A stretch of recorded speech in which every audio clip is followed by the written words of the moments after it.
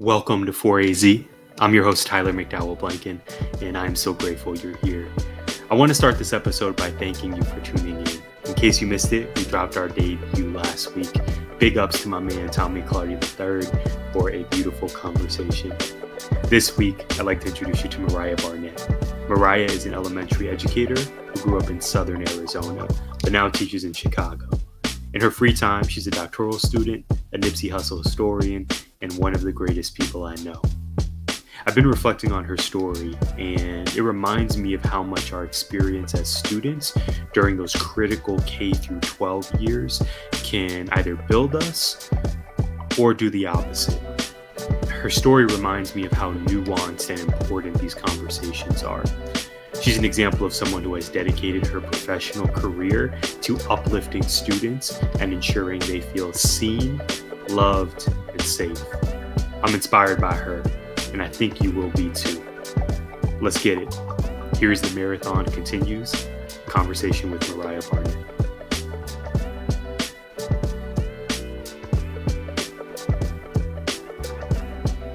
Mariah Barnett is here. Mariah, welcome to 4AZ. How are you? Thank you. I'm doing great. How are you? I'm doing good. Hear the train and hustle and bustle in the background. Listen, Mariah, that's totally okay. I forgot how to say Chicago, apparently. So, this is how we're living. Right. But welcome.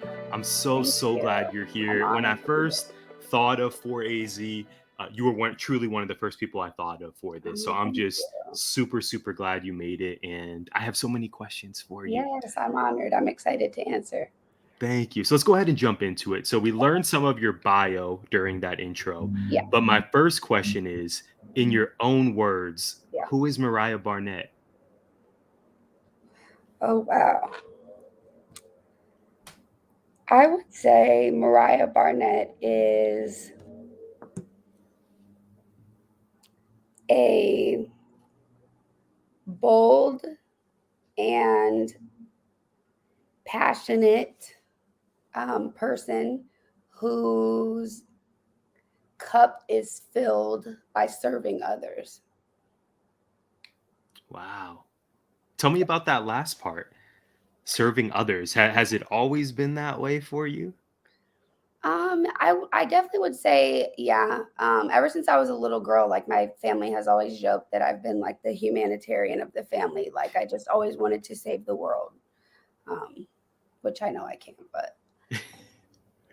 That's amazing. And tell us more about your family, Mariah. You have just one of the most amazing families ever. I think I happen to be connected with all of your family members. Yeah. I think I'm like Facebook friends with everyone. So whenever I see a Barnett family picture, it's a love reaction. Never like it's straight to the love, and it just seems like you all are so close. Obviously, your amazing brother Eli, your amazing parents.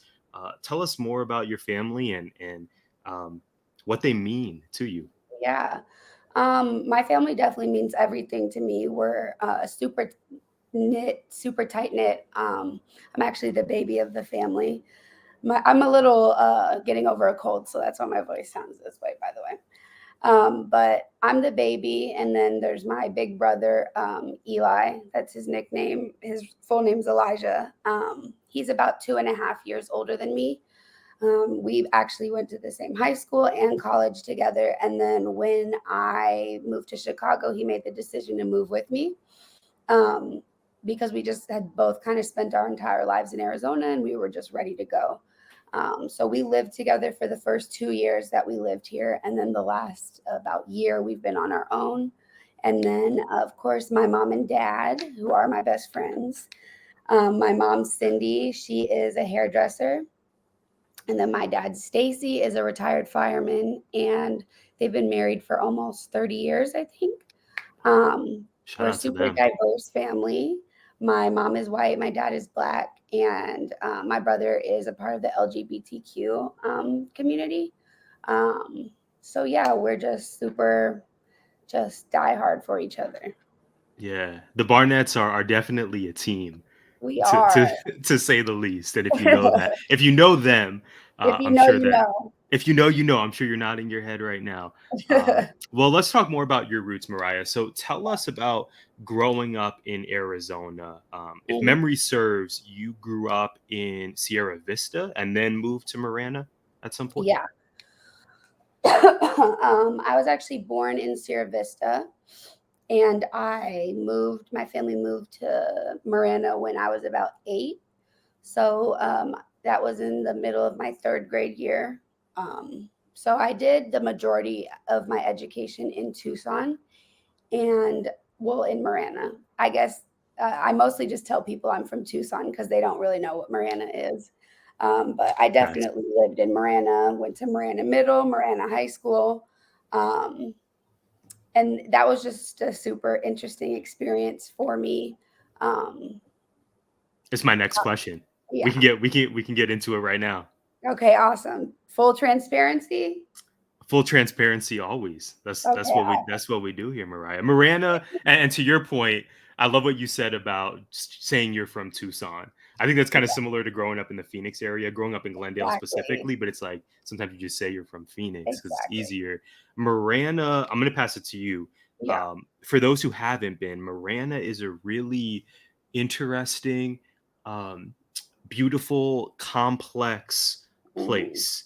right, It's growing, which is great, but I mhm, think you find different, or not, but, and you find pockets of just about everyone there. And I think some folks in Marana are still living in the Dukes of Hazard time, which I believe played a really critical role in your experience growing up there. So I want to pass it to the expert, someone who actually grew up there, not just worked there for yeah, 5 years. Tell us more about your experience as a student in Marana, Arizona, as a Black yeah. woman in Marana, AZ. It was, very interesting, very enlightening. I will say the first experience I kind of had, so as I mentioned earlier, my mom's white, my dad's Black, so I'm mixed.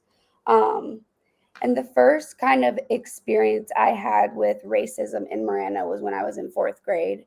Um, I was the only Black kid in my class, I think besides one other boy maybe, but I was the only Black girl. Um, and there was an autistic kid in my class, and he was asking to wear my Santa hat, and I told him no. My mom was a hairdresser, and she always preached like lice, lice, don't share hats, don't hug people, don't. So I was like, no, no, no, thank you. And so he just called me the N word, like ER. Not that that really makes a difference, but I went home and I just told my parents kind of nonchalantly, like, hey, someone called me this today. And I remember we were in the car and they both turned around in their seats, like, what? And I was just like, what? Like, what's the big deal? And they were like, immediately called the school. And that was kind of like my first experience with racism. Well, not my first experience with racism, but I would say like in the school systems. And it was my first time where I guess I felt different from others. And so there was like obviously meetings that were had at the school, and essentially the way that it was handled is that the principal and the teachers wanted me to tell the little boy that it was okay, because he Oh, was autistic. They felt that he didn't know what he was doing, even though I was one of 2 Black kids in the classroom. And that word had to have came from somewhere. So that was my first experience with racism in Marana Unified School District. And basically, the way that it was handled was like, let's just go ahead and sweep this under the rug because we don't really know how to handle this. We're going to go ahead and blame this on this kid being autistic, which, in some ways, does that play a factor? Yes. But to single me out as one of the only Black kids in the class and attach that word to me, that should have probably had more consequences. And I shouldn't have had to tell him it was okay. But I did. And then I would continue to face just more little moments of racism um, throughout my middle school years. But things would get increasingly worse when I went to high school. Um, so I started high school in 2013, maybe. And uh, it was, things were just very different back then than they are now.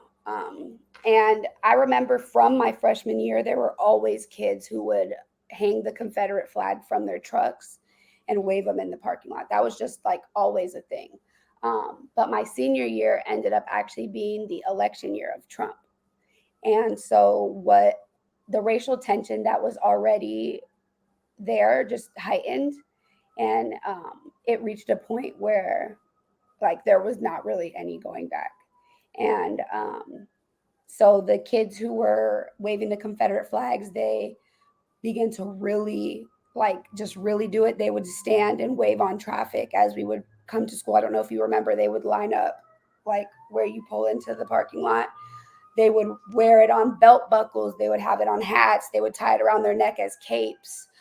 My freshman year, actually, there was a kid, and I have the picture. Like, I can send it to you later for reference, but I have a picture. My brother took this picture of a kid wearing a shirt that said, "It's called the White House for a reason. Get this NIGGER out." And that Wow. kid went the entire school day wearing it. And my dad called after Get out of school, here. No jacket or hoodie no or jacket, hoodie. Um, sorry, the no, God. I think they're going to find that I kid, know, Mariah. right? They're trying to confiscate that shirt and tell But that kid that's God forbid a absolutely girl wears. terrible. God forbid I wear a shirt that shows my midriff a little bit, and they're like, "Excuse me, can I talk to you for a second?" But he went the whole school day without getting dress coded. Um, and so when my dad called, the principal's response to my dad was, "Well, why didn't your kids come and tell us during the school day about this?" Like, it was more of putting the burden on me and my brother for why didn't they come tell? Like, why are you calling right now? And so that kind of stuff had just already been going on. And so my senior year, like around election time, things just got bad. And I remember the day after the election, my parents didn't let me go to school because they knew.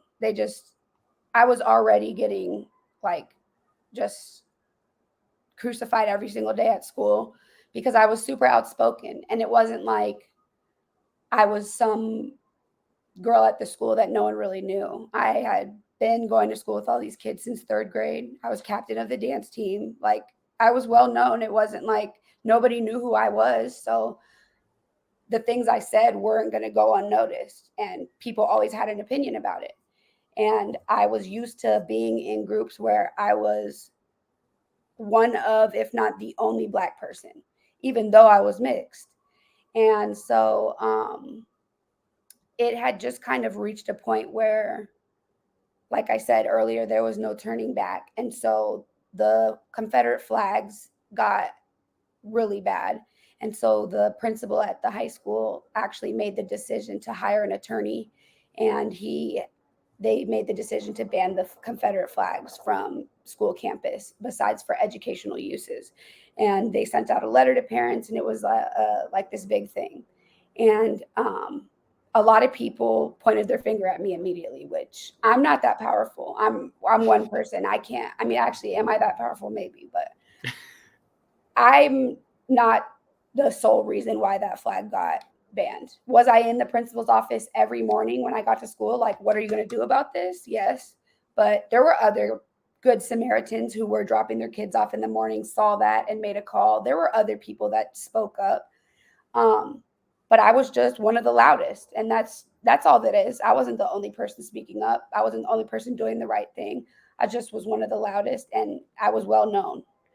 And so the flag got banned, and that's really not even what blew everything up. What blew everything up is that somehow a bunch of news articles started getting my parents' phone numbers, and they started calling us, asking us for statements. And there were a couple other families whose names they called, but I was definitely in every article.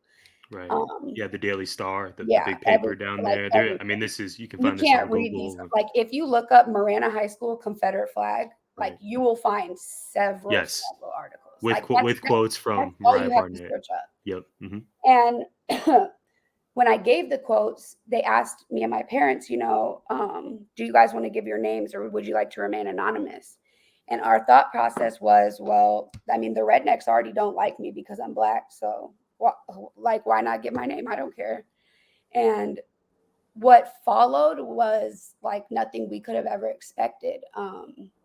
All of the kids who were not even the rednecks or people waving the Confederate flags were just, they blew up. And I don't know if it was that they hated that their school was getting exposed. I don't know if it's that they refused to believe that these were the actual experiences of people, of Black people at Marana. I don't know if it's that they just wanted me to close my mouth. Like I don't know what it is, but I know that before that time, everyone loved me. Everyone had no problem with me. But as soon as I spoke up for myself, they wanted nothing to do with me. And not only did they want nothing to do with me, but I was being threatened. I was being cyberbullied. I mean, there was a point where if you were a student at Marana High School, there was like a good like week span where you couldn't scroll through Twitter without seeing tweets about Mariah Barnett. And I was devastated. I was 17 years old. I remember the whole cyber bullying stuff kicked off on like, I remember the date, December 22nd of 2017. It was right before we went on to winter break. We had a half day that day, and I was captain of the dance team. Our coach was on the way to school, and I had to start our team with running our mile and getting warmed up. And I'm just scrolling through tweets, and I'm like hyper. I don't even know what to do. Like I'm hyperventilating, and I still have to go be the captain, knowing that a lot of these tweets being sent are coming from people on the team's boyfriends and brothers, and people on my team are Mm. favoriting the tweets and they're retweeting the tweets, Oh no. but I Oh still have to no. be captain. And the Right. coach gets there and she kind of talks to me and she basically tells me like, you got to get over it. Like we have Mm. nationals soon. Like you got to get over it. And it escalated over winter break to a point where my parents made me delete social media. Um, and it was like to the point where they texted my friends who were my friends still at the time, which looking back they weren't, and told my friends like, please do not send Mariah anything being posted about her, because I was in a really like really dark place and my parents were just really like scared at what I would do.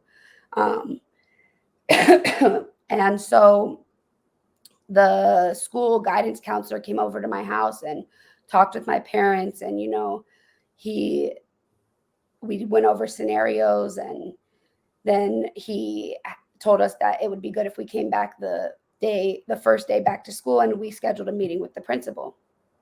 Um, and when we went into that meeting, um, the principal essentially told my parents that as much as they would love a student like me to be in their school, they could not have someone be with me at every moment of the day in the school. And therefore, they could not promise my parents that I will be safe at the school.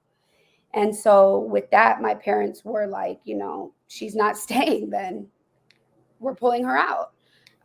My parents had already brought my textbooks in preparation to do so. And I turned in my textbooks to the bookstore, and that was it. I wasn't a student at Marana High School anymore. I was able to remain on the dance team because at the time the dance team wasn't affiliated with AIA. It was just, it had the name Marana Dance Team, but it wasn't actually affiliated, if that makes sense, to the like state sports rules. And so I stayed on the team because nationals was the next month, I think, in Florida. And my parents had already bought tickets. It was my senior year.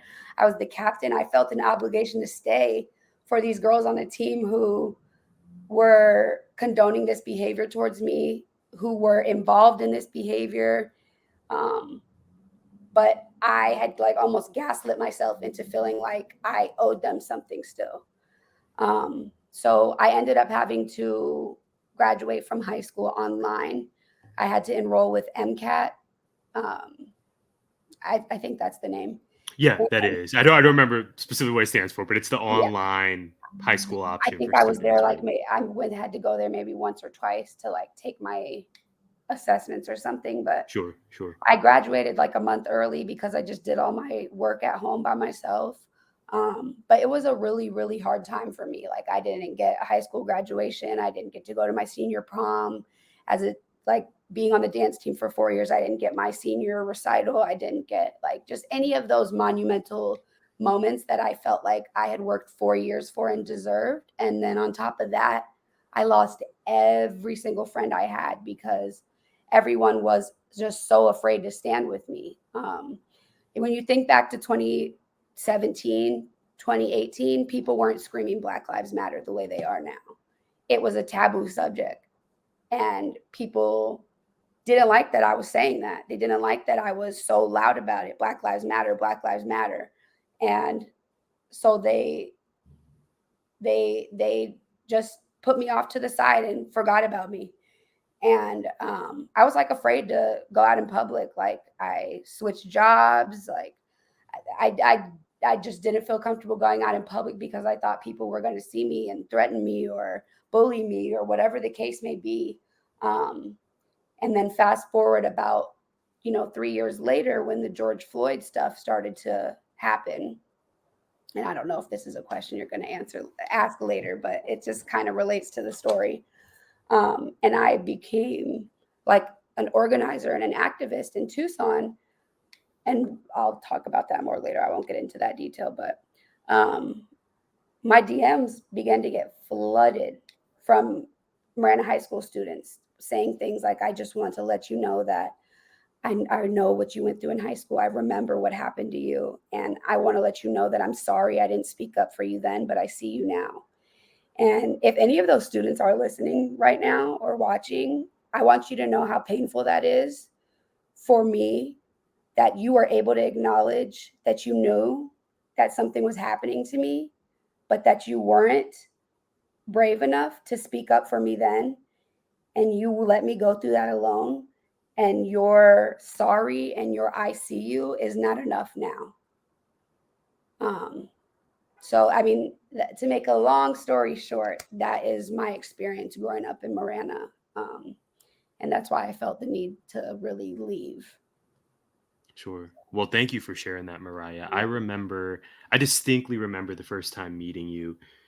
I didn't have you in class, Yeah. sadly, but I remember meeting you. And then a few months later, I was like, "Where's Mariah?" And I don't think I just thought that in my head. I think I asked, colleagues who Yeah. were around who knew you in the English department, and then that's when even I got word about what happened and Mhm. that you're no longer enrolled at the school, and I just thought, oh my gosh, like there's gonna be one day where I get to actually like rap about this with her, which is now Right. seven years later, which is wild, but That's wild. um, I think to your point about colleagues, former peers reaching out to you and saying, I see you now. I'm sorry. Like, look, I posted that black square on my IG. Exactly. On my IG, like, I get it. Like, I'm woke now. I, I, and I think you already know this, but I want to reiterate. You really set a foundation because for our listeners and viewers, Marana High School ended up having a Black Student Union a few Mhm. years after that, and I know for a fact that's in part because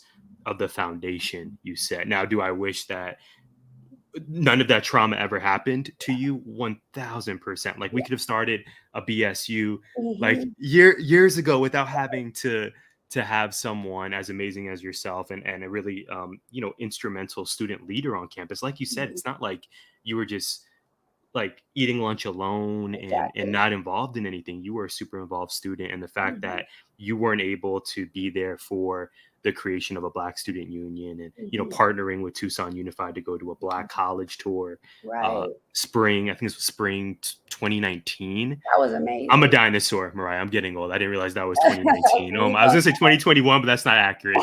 um Long way of saying you were just paramount in all of that happening I for appreciate that. students who came after you.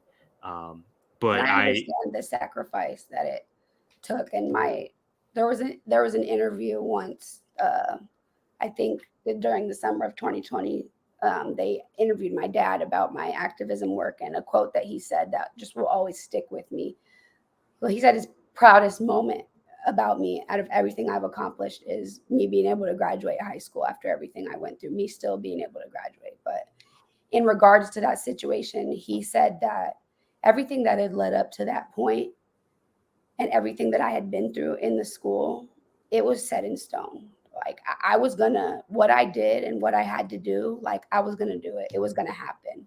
It was already like my steps were already ordered.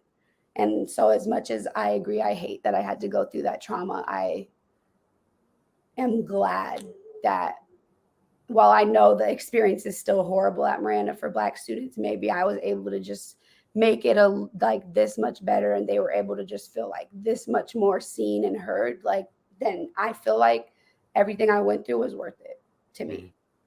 Wow. Wow. Shout out to your dad. That's extremely poetic. And final note about Marina, because then I definitely want to talk about your time in college. And it's on my question list, Mariah. We're going to Yes. get to it. I think what's so complicated about, certain schools that we're a student at, or that we end up working at, or even just the country as a whole, is like, you can really love a place and then also recognize its complexities and its challenges, and when harm is created. I mean, I'm talking to you right now and I literally have a Marana scarf behind me right here, because Marana has provided me with some of my Right. greatest friends in life, and Right. just some really awesome memories.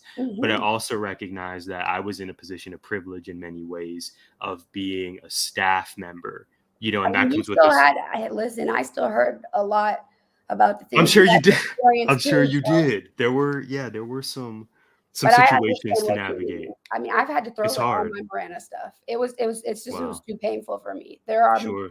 memories that are really happy about it for me, but I'm sure. it's very painful. I'm sure. Well, I appreciate you Of sharing course, that, because of course, that led you to the University of Arizona. it did. You are a wildcat.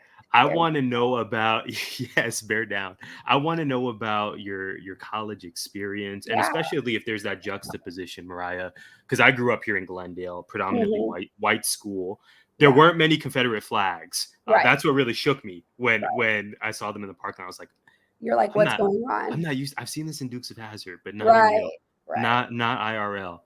Um, but I know when I went to college, Yeah. although the U of A is not doesn't have an overwhelmingly massive Black student Yeah. population, there's a Black student center at Oh my MLK. God. There are Black organizations. Hmm. There's just more of us. Right. So tell us about that experience going to college, Yeah. being at a predominantly white institution, but Hmm. um, from being, I don't know, 100 to 200 miles away Right. from you, it seemed like you were able to find a greater sense of community Oh, for at U of sure. A. Yes. So my original plan, like I wanted to go to college out of state. LSU, right? I wanted to go to LSU. Yeah. I remember that. Because my dance coach for my first 2 years is actually the head coach at LSU, and she has been for a while. And so I really wanted to go to LSU. And when everything kind of happened to me at the high school, I was like just in such a horrible place that I was not able to leave home. Like I don't even think for a second I was like, I don't even want to go to college. Like I had just lost all, like I didn't have a sense of the future. And so I think I literally only applied to U of A because, like I said, I was just in such a dark place. But I knew I needed to stay close to home. And so my plan was not to dorm, was not to live on campus, anything like that. Because like I said, I felt like I needed to be close to home. Even though Marana's like a 30-minute drive. I still in my heart at the moment felt like that was too much. I'm like, I can't do it. I can't do it. And so my dad went to orientation with me because my mom got to go with my brother. So my Oh, dad got love to go that. with me. They're a team Yes, we're a to team the core. to the core. And I remember we were in the U of A student union, like on the top floor where they always have those fairs. And we were walking through all the tables of the clubs, and we passed by this table for the MLK Center. And they are advertising a program for first year Black college students to live in an all Black hall. And as soon as they read it off to me, my dad is, oh, you got to do it, Mariah. You got to do it. You got to do it. You have to, Mariah. You have to.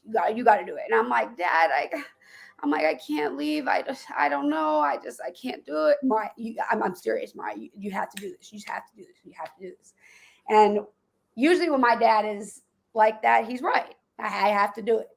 And so I think that day I called to get my name on the list. And just like that, I was in the program.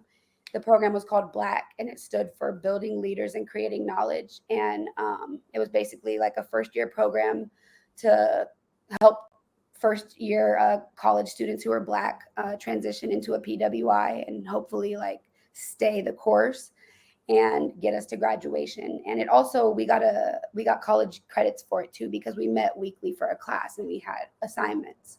Um, and so that being in that program like immediately emerged us into the MLK Center. We were like the MLK Center's babies. And so like everyone at the MLK Center just takes you under your wing like that. And I had never been around so many Black people. And so it was just like, I was culture shocked. I was amazed. I was overwhelmed. I was just, I felt at home for the first time. And I remember telling everyone in the dorms about my experience at Marana. And they said to me, they were like, listen, that's never going to happen again with us. We got you. And like in that moment, I just had never had that experience with Black people before, and just feeling like protected. And that really changed a lot. And so I think by the end of my freshman year, I ended up working at the MLK Center for a little bit. And then I got inducted into LGM Bateau Honor Society, which is the only Black honor society at U of A. So I was in that throughout college. And I just spent a lot of time at the MLK Center. Like I was on a hip hop team that wasn't at the MLK Center, but besides the hip hop team, I was always at the MLK Center. Like that was that was my home, especially my first 2 years. And I ended up graduating early, and then the pandemic hit, so it was hard to be there. But yeah, I spent a lot of time there, and it was just like night and day for me. So I bet. I remember Black really yeah, well in the stadium dorm, yep. fourth floor.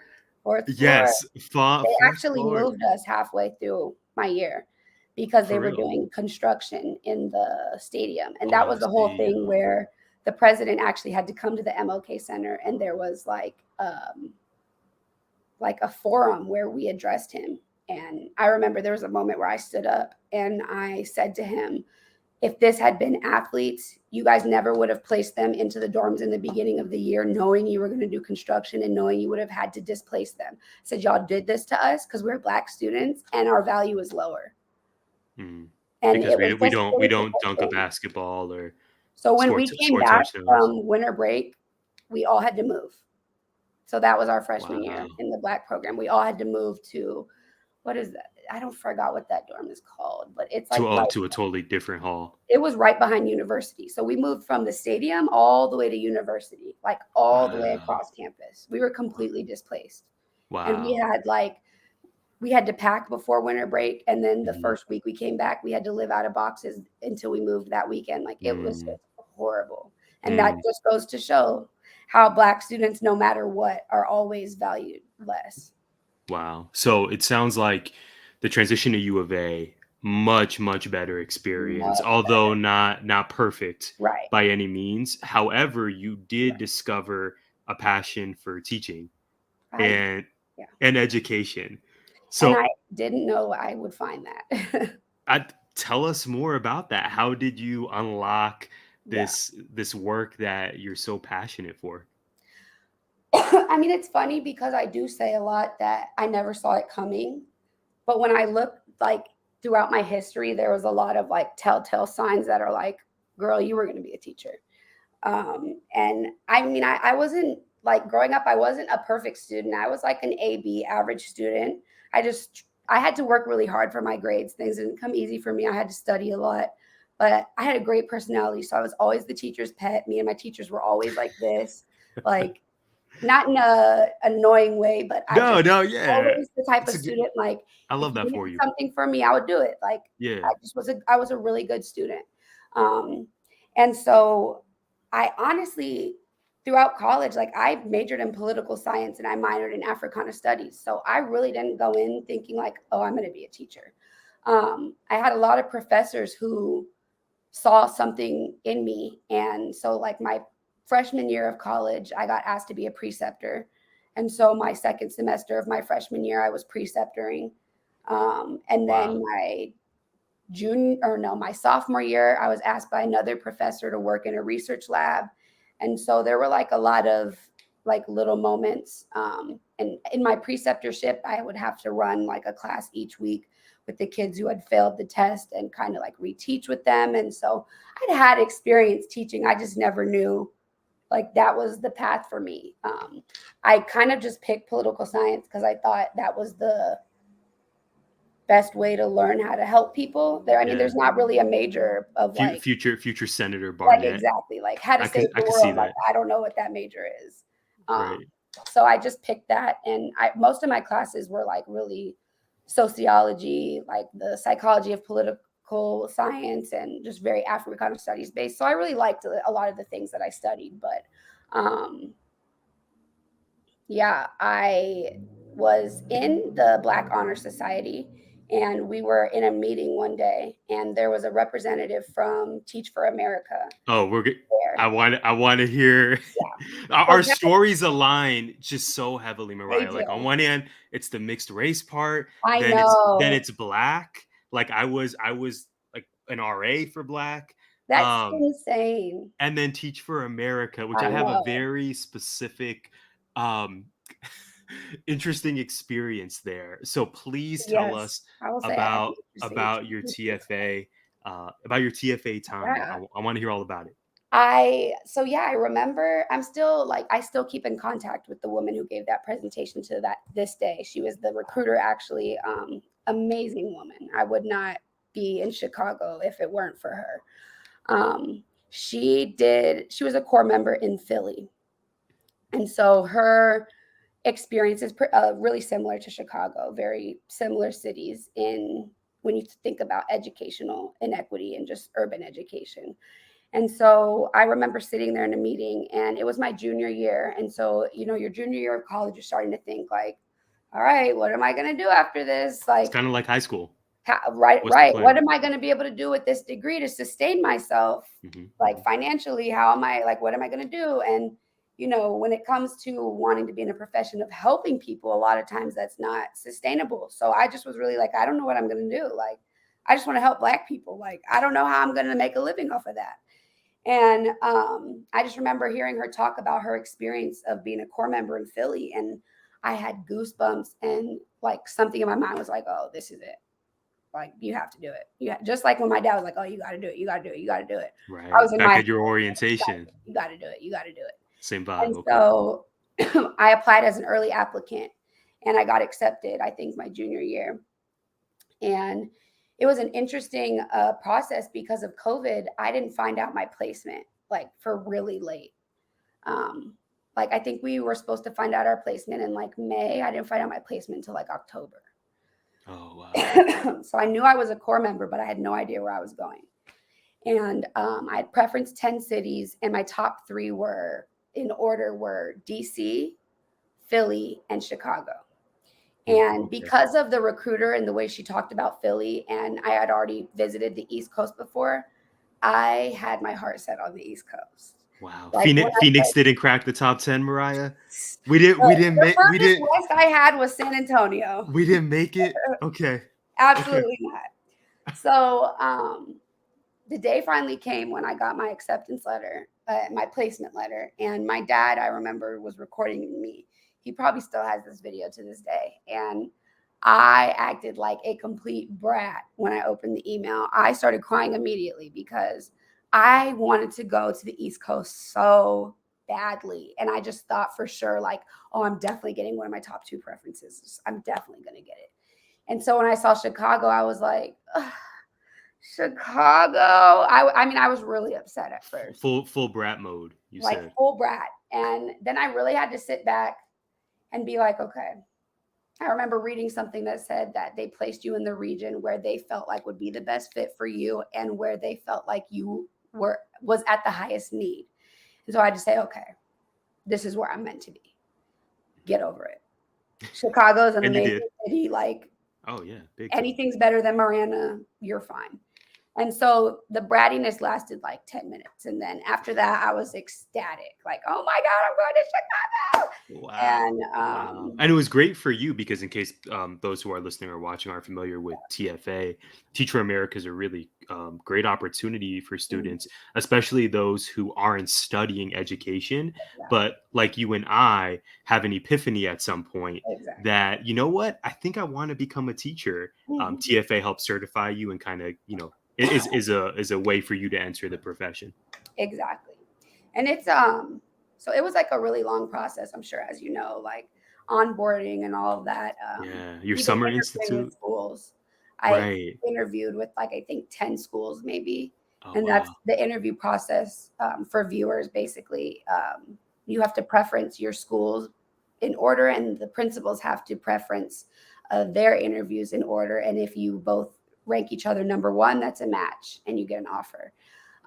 And before I had even done my interviews, I knew what school I wanted to match with because the name was the Dr. Martin Luther King Jr. Academy of Social Justice. And when I read the name, I was like, again, you got to do it. You got to do it. You got to do it. You got to do it. Like, oh my God. Like, I was like, this couldn't be more like me. Like, I just couldn't believe it. After college, before TFA, because I had graduated early, I was had this time period where I was just working, and that's when I was really deep in my activism and organizing protests and marches in Tucson. And so when I started to move into teaching and this opportunity for this school was presented to me, I was just like, it's literally meant to be. So I accepted my offer, of course, and I moved to Chicago in May of 2021, and I've been here ever since. Wow. I'm still What at was my school, my placement school. Yeah, you still got the polo and everything. It matches well with 4A's. Like this is And it that's the was thing, written. I was so upset when I got there and realized, oh, these colors are the same as Marana Oh High. my god. I think you pop onto this conversation and it's giving major blue and It's gold giving vibes. major Go Tigers. Is giving that's funny.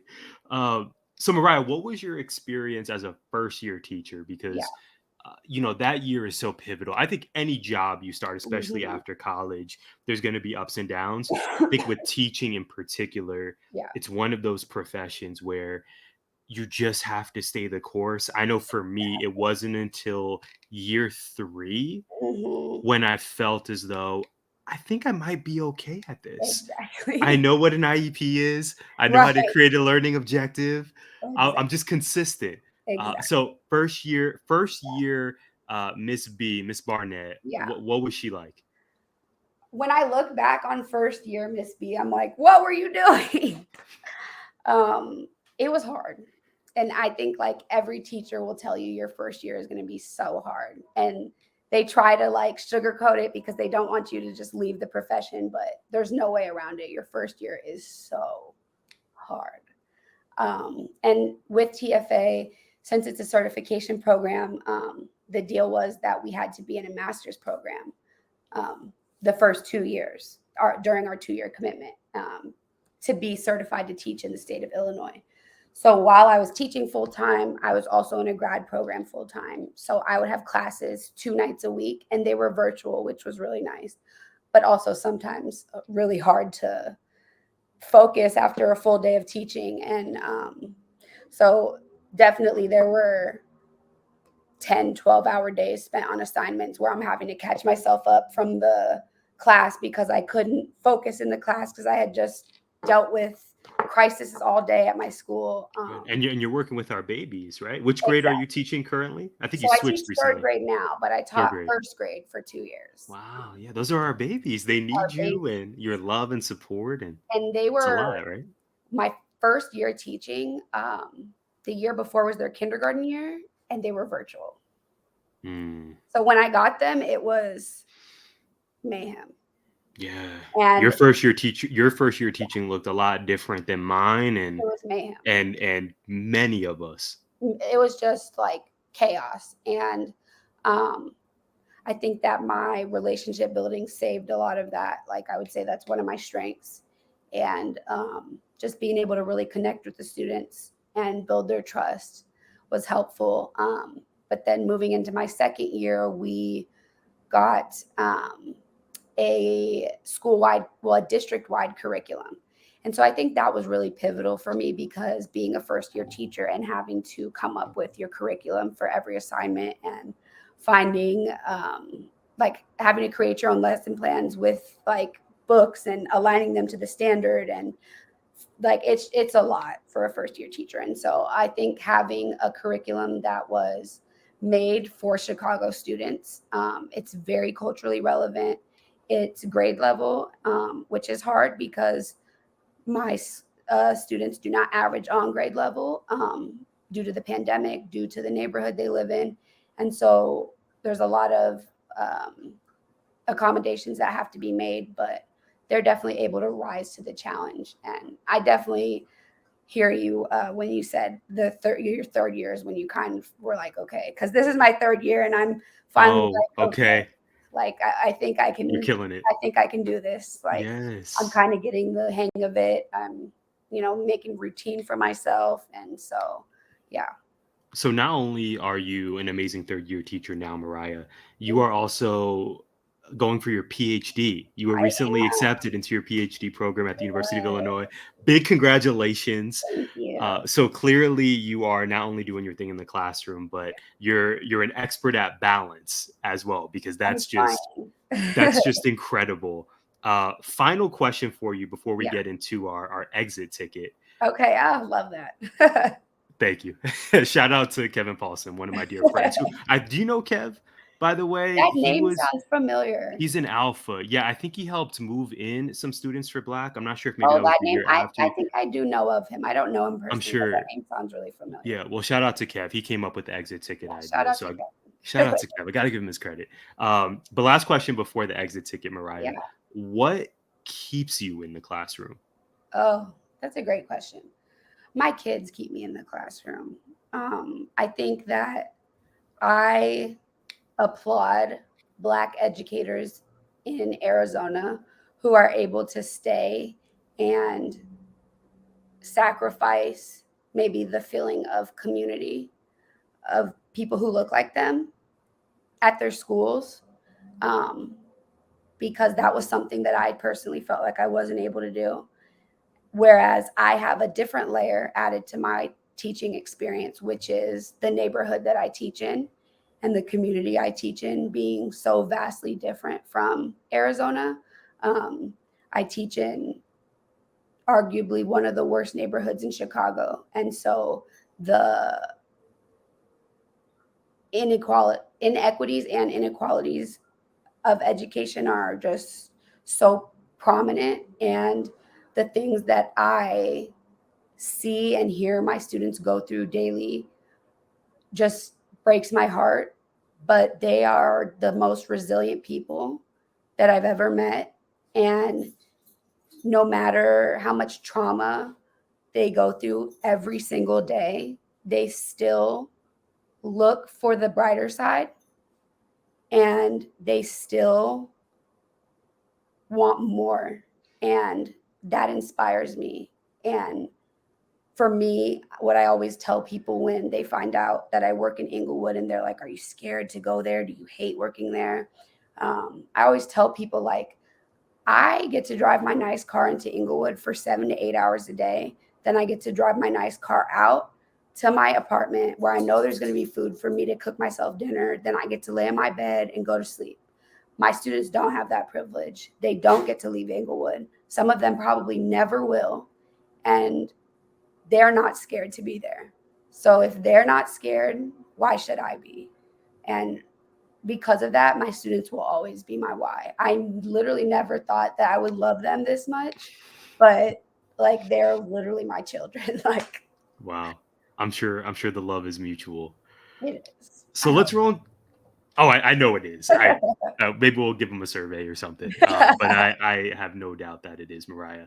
So it's time for the exit ticket. I have some fill in the blank questions for Oh, you. Are you okay. nervous? Are you excited? Both. Okay. Okay. Perfect. Let's get into it. An album I always need to have saved in my library is Mm, take care. Take Care by Drake. Yeah. Interesting. Okay. Over Nipsey Victory Lap.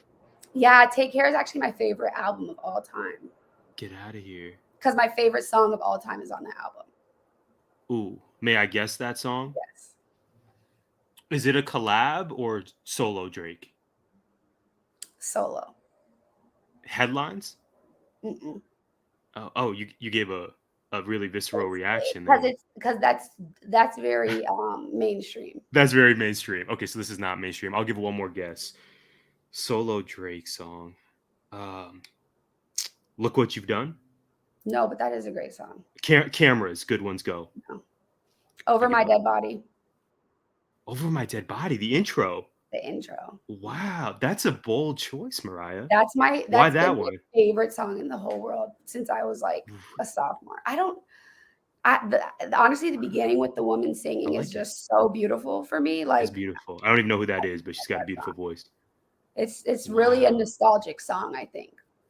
Okay. I think so. Yeah, and that album is so iconic. It is. It's just You can't go yeah. wrong with Take Care. No, you can't. I don't know about current Drake. I don't know your feelings on current Drake.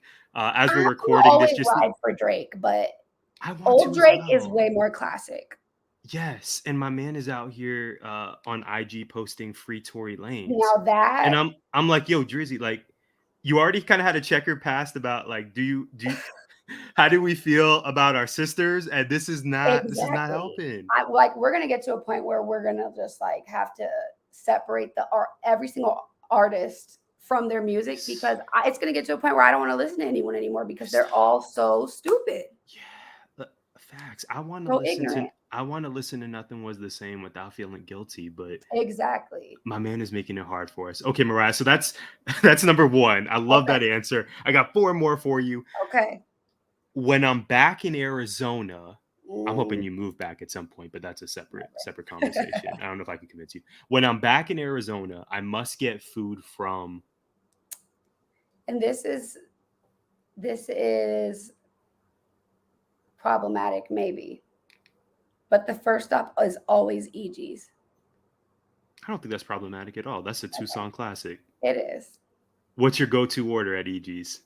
When I was a little girl, the sandwiches were way better, but I'm a deluxe grinder girl, ranch fry and pina colada always. Pina colada. I remember they were selling them at the I think they were selling them at Highland Market at U of A, but I remember that little market Oh that U yeah. Mart by the bookstore, Mariah.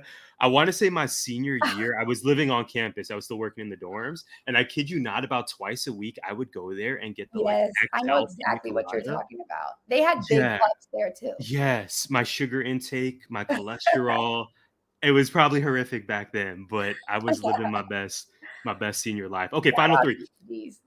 Yes. My favorite sneaker in my closet is Ooh.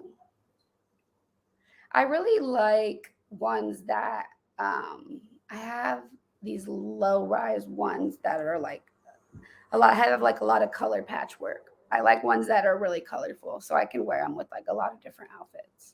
I know you're partial to the Jordan ones. Good Yes. choice. Final 2. If I could give advice to a new teacher, it would be Stick it out and do not underestimate the power of strong routines and genuine relationships with your students and their parents. hmm. And you added parents in there, which is Mhm, interesting. Why did mhm. you add that? Because that's just they are such an important stakeholder. And regardless of whether you feel like they're doing enough or not doing enough, it's really not your place to judge. They're doing what they can, and it's your place to be their partner in getting their child educated and like just have an open line of communication. Like the way my school works is that there's only one class per grade. So the students I have this year, I would say maybe like 60 to 70% of them I already had 2 years ago. And so the relationship, not only with them, but with their parents is really strong because they know me really well. And so when I got their students back this year, they're like, oh, Miss Barnett, we're so thankful. We're so relieved that my kids are back with you because they trust me because I make it an important priority to keep them in the loop. That's beautiful. And Yeah. finally, this is not a fill in the blank, but this is kind of an Okay. either or. One, and I believe I've hit you up to ask you your thoughts on this show. One of Yes. my favorite shows of the last 5 to 10 years is Insecure Oh, with Issa Rae. I think they had a 5 season run, and it's done now, sadly. sadly, but But it's just so perfect. it's so I need to do a rewatch at some point. Me too.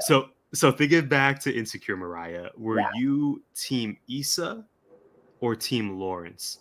Oh, I'm Team Issa all the way. All the way. We all have that one man that we've been stupid for, but Issa, I'm just okay. Well, she was really horrible for cheating on him, but Mm-hmm. I Keep just keep say it love. louder. Yeah, She was really horrible for cheating on him.